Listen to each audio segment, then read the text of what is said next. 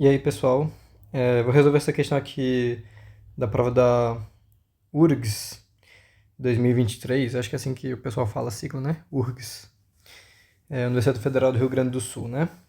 Eu achei essa questão bem bonita, né? Me mandaram na minha monitoria e eu achei ela belíssima porque quando você olha para a figura, você vê um problema de geometria, só que a gente vai estar procurando uma função, então meio que ela mistura álgebra e geometria, e eu acho sensacional quando as duas se misturam. Então, vou estar aqui mostrando essa resolução para vocês de maneira bem intuitiva, mostrar como foi o meu raciocínio. Então, vamos lá. Primeiro, interpretar a questão, né? Na figura abaixo, o triângulo ABC é equilátero de lado 4. Então, beleza. Todos esses lados aqui medem 4 unidades. O ponto D pertence ao lado AB, como a gente pode ver aqui na figura. O E está aqui no lado BC e o F aqui no lado AC, beleza. E aí ele fala que esses trechinhos aqui, ó, todos esses, eles têm medida igual a x, certo? Então vai ser sempre a mesma distância. E ele quer saber uma função que expressa a área do triângulo equilátero DF, ou seja, esse triângulozinho aqui é equilátero também, né? E aí ele quer saber, ó, com o x estando entre 0 e 4, né? Beleza. Primeira coisa que eu penso, tá, ele vai variar entre 0 e 4. O que é que eu vou pensar a partir disso? Vê só, se esse x denota essa distância do ponto A até o ponto D, se o meu x for 0, significa que não tem distância nenhuma. Então, é basicamente como se o D ele viesse para cá, né, já que a distância não é nenhuma, né, é 0, e o D ficaria exatamente em cima desse ponto. Do mesmo modo, esse E aqui ele estaria em cima do ponto B. E do mesmo modo, esse F estaria aqui em cima do ponto C. Ou seja, basicamente esse triângulo DEF, ele estaria literalmente em cima do triângulo ABC, tá ligado? Que estariam um em cima do outro. Ou seja, a área desse triângulo aqui seria exatamente a área desse triângulo completo, que a gente sabe o lado. Então a gente consegue descobrir qual é a área nesse momento, né? Então, antes de tudo, bora descobrir a área desse triângulo grandão aqui, né? Vê só, se você souber a fórmula, né? A área do triângulo equilátero é o quê? L ao quadrado, raiz de 3 sobre 4. Mas o que é que eu sempre ensino para as pessoas? Eu gosto de fazer demonstração de fórmula, né? Para não ficar só esse decoreba de fórmula, né? Eu quero que as pessoas entendam, eu quero que elas reproduzam a fórmula de modo que elas saibam de onde é que vem, né? Eu mesmo, eu detestava essa fórmula aqui. Eu detestava, eu não conseguia decorar ela. E assim, eu sempre gostei de matemática, sempre tinha uma facilidade, mas eu não gostava dessa fórmula. E eu lembro que teve uma prova, inclusive, que eu não queria utilizar, eu não queria decorar essa fórmula, né? E aí eu pensei, acho que não vai cair mesmo, então não vou decorar. Chegou na hora da prova e tinha uma questão para calcular a área de um triângulo equilátero, e eu não sabia o que fazer, né? Porque eu não lembrava desta bendita fórmula. O que é que eu fiz? Eu fiz um cálculo lá e anos depois, ou talvez só meses, não sei, um tempo depois, eu descobri que o que eu fiz naquela prova foi literalmente a demonstração dessa fórmula. Então eu vou mostrar para vocês agora de onde é que vem essa fórmula, por que que ela é assim, beleza? Porque o que é que eu comecei a fazer depois que eu descobri a fórmula? Aliás, a demonstração, né? Eu não decorei a fórmula.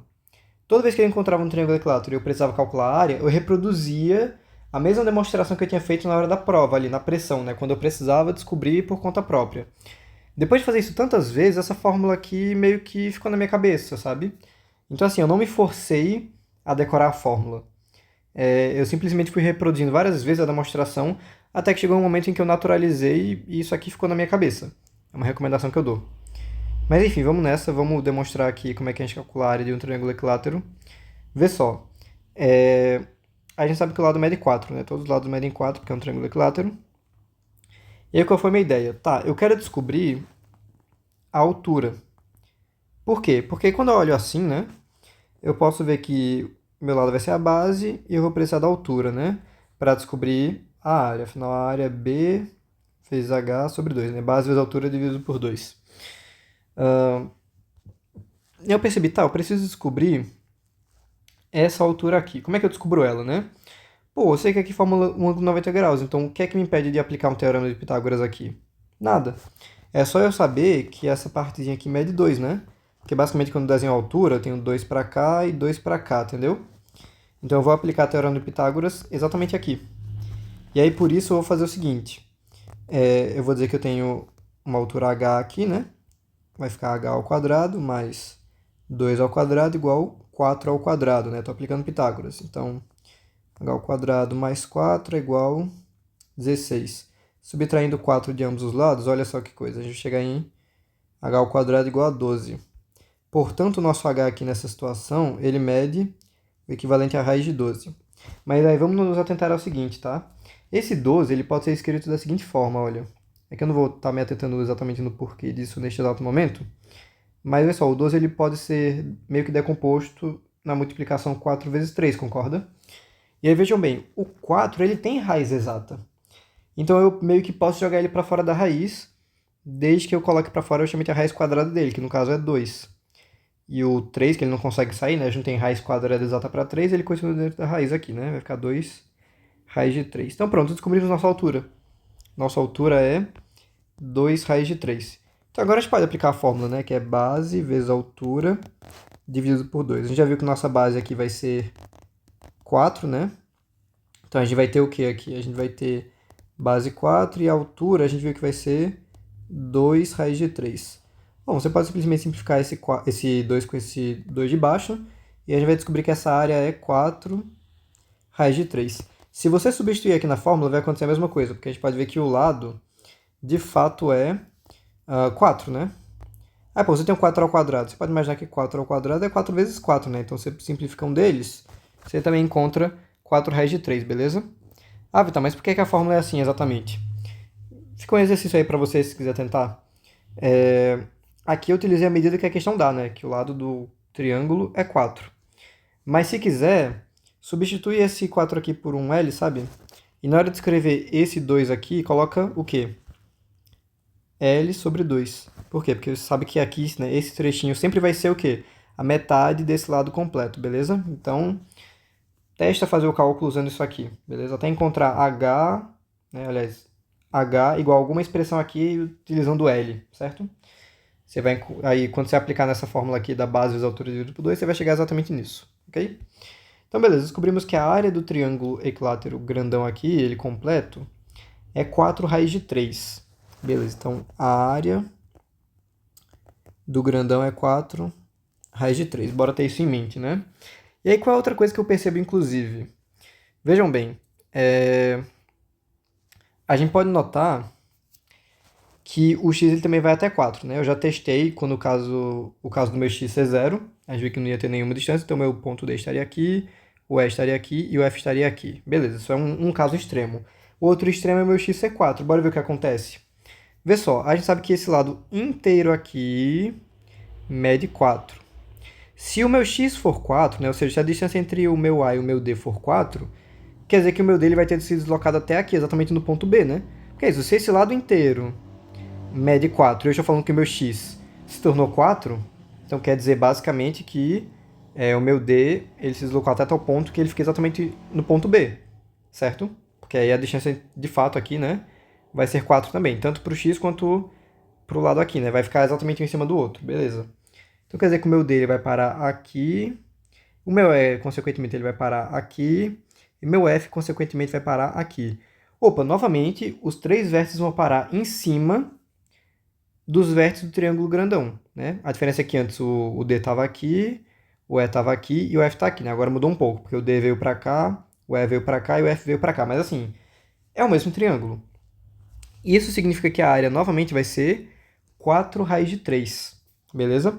E aí o que a gente vai fazer agora? Ó, ele quer descobrir uma função que expressa essa área, né? Vê só, a gente sabe que é uma função quadrática, certo? Vamos pensar o seguinte, então. A forma geral da função quadrática é o quê? A gente pode dizer que é y igual a x ao quadrado mais bx mais c. E aí vejam bem, quando a gente fala de função, x é um valor de entrada e y é um valor de saída. Ou seja, para cada valor de x que a gente coloca, vai ter um resultado y correspondente.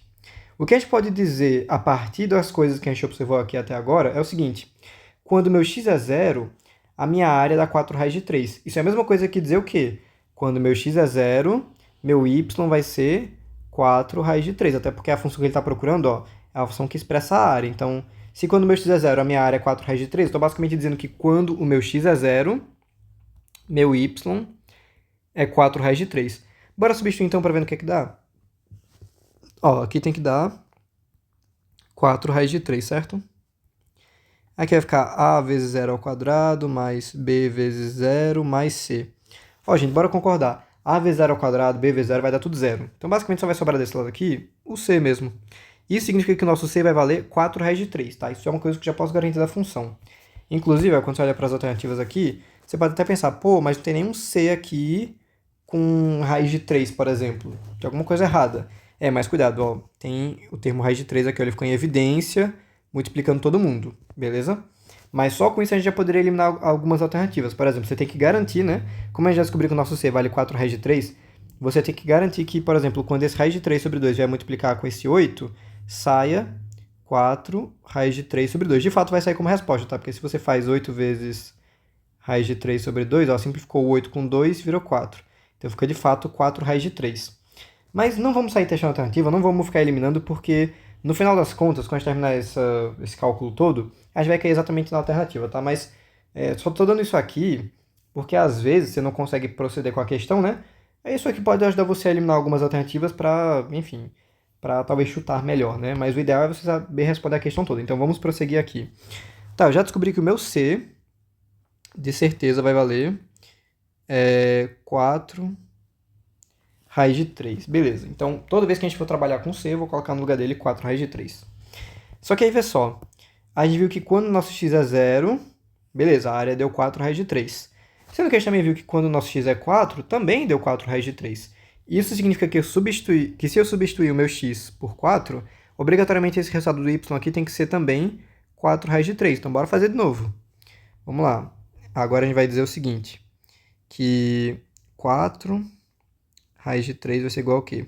A vezes 4 ao quadrado. 4 ao quadrado é 16, né? Então, eu já vou colocar aqui assim, ó, 16a. E aí, b vezes 4 vai ser 4b, né? Já que o meu x aqui está sendo 4 neste exato momento. Mais o meu c, que a gente já descobriu o valor, né?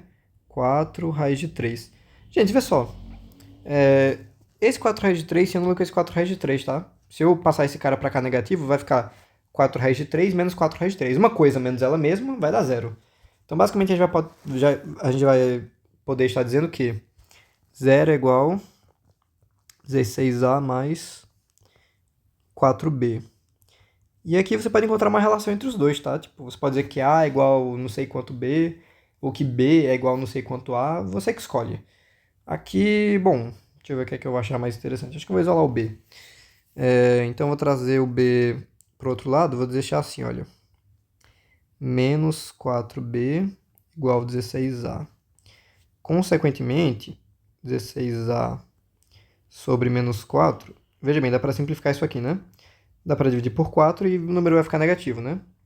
Então, menos 4a. Então, a gente sabe que o nosso b vale menos 4a. Então, se a gente tiver uma outra equação possível, no lugar do nosso b, a gente pode colocar menos 4a, que vai estar correto, porque eu encontrei essa correspondência entre esses coeficientes, tá?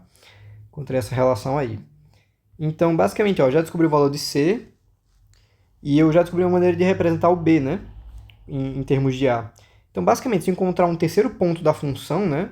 Um terceiro ponto possível, a gente consegue chegar no valor do A, né? Porque pensa comigo, ó, o C eu já descobri, ele já está substituído por um valor. Se eu substituir x e y por algum valor, né, que é o que a gente vai procurar justamente, eu quero procurar um ponto da função que tenha coordenadas x e y, justamente para substituir x e y, tá entendendo? E aí, substituindo x e y, eu sei que já tem o c. Pô, se eu substituir o b alguma coisa em termos de a, né, se eu substituir o b por menos 4a, minha única incógnita sobrando vai ser o a, eu vou conseguir descobrir quanto é que ele vale. E se eu descobrir quanto é que o a vale, eu vou descobrir o b também, né, porque eu tô dizendo que b é igual a menos 4a, então descobrindo o a, eu descubro o b também. Então vamos nessa, né? Só que tá, a gente só utilizou dois pontos, né, da função agora. A gente só utilizou quando o x é 0 e quando o nosso x é 4. A gente precisa de um terceiro ponto. E aí, olha só que coisa interessante, que eu acho muito bonito nessa questão aqui. Veja bem, você percebe que a maior área possível que esse triângulo vai ter, obviamente, é quando esse vértice D está ou aqui, né? Que é justamente quando o nosso x é 0 ou 4. Isso significa que a menor área possível vai ser exatamente quando ele estiver no meio do caminho. Tá ligado? Quando ele estiver bem aqui. Aí vai fechar um triângulo mais ou menos assim. Eu sou péssimo desenhando, mas... Enfim, vocês conseguem ver aí a lógica, né? Vai ser um triângulo mais ou menos dessa forma, tá? E aí aqui vai ser a menor área possível. Beleza? Deixa eu fazer aqui de forma fixa. tá? Não ficou tão ruim. Até ficou bom para os meus padrões.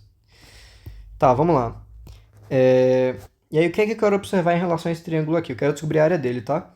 E aí tem uma maneira bem intuitiva, bem interessante, de descobrir que área esse triângulozinho aqui representa em relação ao total. Sabe por quê? Vamos lá, ignora esse desenho aqui, tá? Esse triângulo não está mais aqui, porque eu movi esses vértices para ficarem exatamente aqui assim onde eles estão desenhados agora, tá? Ele é esse triângulo aqui agora, então ignore esse triângulo aqui do fundo, beleza? Vamos pensar só nesse triângulo e no triângulo grandão. Já consegue ver o que dá para perceber aqui? Vê só, gente. Como eu estou falando que esses vértices vieram exatamente para o meio do lado, né? Então esses vértices aqui que eu estou marcando são justamente pontos médios dos lados. Basicamente isso vai fazer com que todos esses triângulos aqui, ó, esse triângulo também e esse triângulo sejam iguais a esse triângulo aqui do meio, tá ligado? Esse aqui do meio que eu quero descobrir a área, tá entendendo? Todos eles têm a mesma área. Então, perceba que é como se eu estivesse dividindo o triângulo grandão em 4 partes iguais. Tá entendendo? Sendo que eu quero só uma delas, que é essa do meio. Ou seja, eu posso basicamente afirmar que essa área aqui do meio é 1/4 da minha área total do triângulo. Ou seja, ela é 1/4 de 4 raiz de 3. Evidentemente, se a gente simplificar aqui, a gente vai descobrir que essa área é raiz de 3. Olha só que coisa. Isso significa o quê? Basicamente significa que quando meu x for 2, meu y vai ser raiz de 3. Ah, então, mas por que quando meu x for 2? Porque, pô, se o meu d estiver bem aqui no meio, então quer dizer que essa distância aqui é 2, né? Porque para cá também vai ficar 2, e aí completa o lado 4 inteiro aqui, né? Então é isso, quando o nosso x é 2, a nossa área vai ser raiz de 3, beleza? Então a gente vai substituir isso também aqui nesse formato. Então vamos nessa, né? Nosso y está dando agora raiz de 3. Nosso x é 2, né? Então vai ficar a vezes 2 ao quadrado. Vamos lá, 2 ao quadrado é 4, né? Então 4a. E aí b vezes x. Nosso x agora ele é 2, então vai ficar 2b. E por fim o mais 4 raiz de 3, que é o valor de c que a gente já descobriu. E aí vê só. Lógico, eu vou substituir o b, né, por essa expressão aqui, ó, pelo menos 4a. Mas calma lá. Antes eu vou logo passar esse cara para cá, que a gente vai obter o quê? A gente vai obter raiz de 3 menos 4 raiz de 3. Aí vê só, velho. Se você tem uma coisa e diminuir 4 dela, você vai ficar com menos 3, tá? É porque pode parecer estranho quando a gente trabalha com raiz, né? Para algumas pessoas geralmente é confuso, mas se você imaginar que isso aqui é tipo x menos 4x, é a mesma coisa, tá? É a mesma coisa. E aí você vai ficar com menos 3x no fim das contas, né? É a mesma coisa aqui. Raiz de 3 menos 4 raiz de 3 é como se você tivesse uma raiz de 3 e perdesse 4, né? Você vai ficar com 3 negativas. Então, basicamente, ó, vai ficar menos 3 raiz de 3 no fim das contas, beleza? Ok. E agora sim é o momento que a gente vai substituir esse b. Vamos lá. O b, ele vale a mesma coisa que menos 4a. E aí veja que esse b também está multiplicando por 2. Então eu já vou multiplicar direto, cara. Ó, meu b vale menos 4a. Como está multiplicando por 2, o que é que eu vou colocar aqui, ó? Deixa eu repetir. Beleza, vou só apagar aqui, ó. Vou colocar menos 8a, beleza? Que é isso? Olha, b vale menos 4a. Esse é 2b, então vai ser o dobro. Beleza, então, ó, 4a menos 4a. Quanto é que vai ser isso? Eita, eu falei errado, eu acho, né? 4a menos 8a. Eu não sei se falei errado, mas enfim. Vamos lá, menos 3 raiz de 3. E aí, pessoal, 4a menos 8a vai ser menos 4a. Bom, ambos podem ficar positivos aqui, né? E a gente vai descobrir que o nosso a vai valer o quê, ó? 3 raiz de 3 sobre 4, beleza? Só passei o 4 aqui para dividir. Então esse é o valor do nosso a. Pronto, descobrimos o nosso a também. E o nosso b, no fim das contas, né? É só substituir o a aqui para a gente descobrir, né? A gente sabe que o nosso b é menos 4a. E o nosso a a gente acabou de ver que é 3 raiz de 3 sobre 4. Então, vai ficar aqui, ó, vezes 3 raiz de 3 sobre 4. Simplificou 4 com 4, basicamente o nosso b vai ser o quê? Ele vai ser menos 3 raiz de 3. Perfeito, a gente descobriu o valor de cada um. Então quer dizer que nossa função, a gente vai conseguir definir ela, né? A gente descobriu os coeficientes a, b e c, né? Que são fixos. Então, ó, o nosso a gente viu que é 3 raiz de 3 sobre 4, então seria 3 raiz de 3 vezes x sobre 4. Aí o b é menos 3 raiz de 3, então menos 3 raiz de 3 vezes x. E o c a gente já tinha visto lá no começo que era 4 raiz de 3, né? Ó, aqui, foi o primeiro que a gente descobriu. Então a gente vai colocar aqui no final mais 4 raiz de 3. E aí, vê só, quando você chega nisso aqui, você pode ver que as alternativas não estão batendo ainda, né? Tá uma coisa diferente. Isso porque eles decidiram colocar algumas coisas em evidência. Então, por exemplo, todos os termos aqui, ó, tanto esse cara, quanto esse cara, né? Todos os termos que estão somando e subtraindo, eles têm o raiz de 3 presente. Então, eles vão colocar em evidência. Então, eles já podem dizer o quê? Que esse y é a mesma coisa que raiz de 3 vezes...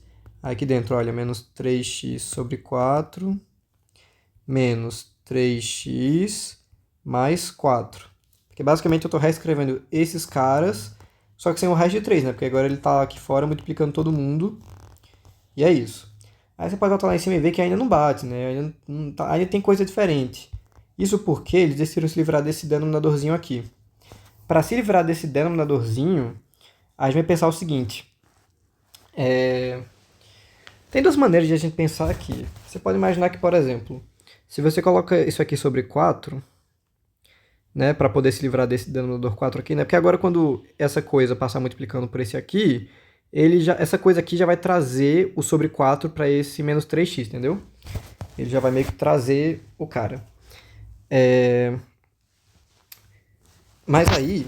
Aliás, por que eu deixei negativo? Não estou entendendo, né? Eu quero positivo. Né? Eu enlouqueci, é positivo. E aí, beleza. Só que aí que tá. Esse cara aqui de fora, ele não vai multiplicar só esse cara, né? Ele vai multiplicar também o bx e o c. Então você pode pensar que para compensar, você vai aumentar esses caras aqui em 4 vezes. Porque aí quando chegar esse sobre 4 aqui, né, para multiplicar esse cara e esse cara, né, e for dividir por 4, aí meio que vai compensar, entendeu? Então a gente vai aumentar esses números aí em 4 vezes, beleza? Vamos lá, então esse menos 3x agora vai virar menos 12x. E o nosso c vai virar simplesmente mais 16. Essa é uma maneira intuitiva, beleza? E aqui sim já vai bater com a resposta, inclusive, tá? Se a gente for lá em cima, perceba que isso aqui já vai bater exatamente como alguma alternativa. Deixa eu até copiar aqui, pra gente olhar lado a lado e ver que bate certinho, né? Eu acho que eu lembro qual é a alternativa, mas só pra gente garantir, né? Bora colocar aqui. Vamos lá, com qual alternativa tá batendo, né? Se não me engano, a letra E. Deixa eu ver aqui certinho. É isso mesmo, a letra E bate perfeitamente com o que a gente acabou de achar, beleza? E aí, só para finalizar, vou mostrar como fazer isso aqui sem ter que fazer dessa maneira intuitiva. O que é que você pode pensar? Bom, antes a gente tinha aqui, que estava sobre 4, né? Você pode imaginar que os outros... você vai querer deixar todo mundo com o mesmo denominador para poder jogar esse denominador 4 para fora, entendeu? E aí, para transformar esse 3x sobre 1 em denominador 4, né? Vê só, esse 1 vira 4, quer dizer que ele aumentou 4 vezes. Então, em cima tem que aumentar 4 vezes também, tá? Porque fração equivalente funciona assim. Se eu tenho uma fração como, por exemplo, 8 sobre 3, e aí eu quero criar uma fração equivalente, por exemplo, aqui embaixo virou... Deixa eu ver, um número virou 15. Pronto, isso aqui é a regra de 3 que a gente chama, né? Eu não gosto de chamar de regra de 3. Eu gosto de pensar que isso aqui é um cálculo simples de proporção, que eu estou procurando meio que uma fração equivalente. E você não precisa passar para multiplicar essa coisa toda. Você pode simplesmente pensar assim, olha, de 3 para 15 está aumentando quantas vezes? Está aumentando 5 vezes. Então, esse 8 para esse x também tem que aumentar 5 vezes. E 8 vezes 5 é 40. Portanto, esse meu x aqui já seria automaticamente 40. Mas aí, vê só. O que eu fiz aqui embaixo foi exatamente a mesma coisa. Porque basicamente eu tinha 3x, que não tinha nada embaixo, então estava sobre 1. E quando esse meu denominador virou 4, ele aumentou 4 vezes. Então, para ser a mesma fração, para ser o mesmo número, em cima eu tenho que aumentar 4 vezes também, por isso aqui vai ser 12. Mesma coisa aqui no final, o cara está sobre 1. Se ele vai virar 4 aqui embaixo, então em cima eu tenho que aumentar 4 vezes também. Então vai dar 16. E é isso, agora sim, ó, tá todo mundo com o denominador 4, todo mundo tem isso em comum, então ele poderia ir para fora aqui, ó, para simplesmente multiplicar geral de uma vez só. E quando você limpa esses denominadores aqui de baixo, a gente caiu na mesma coisa, beleza? Então é isso, espero que tenham gostado da resolução. Se tiverem gostado, curtam aí, compartilhem o vídeo, se inscrevam no canal que eu vou passar a trazer mais resoluções e questões aqui que eu achar interessantes. E é isso, dê um feedback e até a próxima.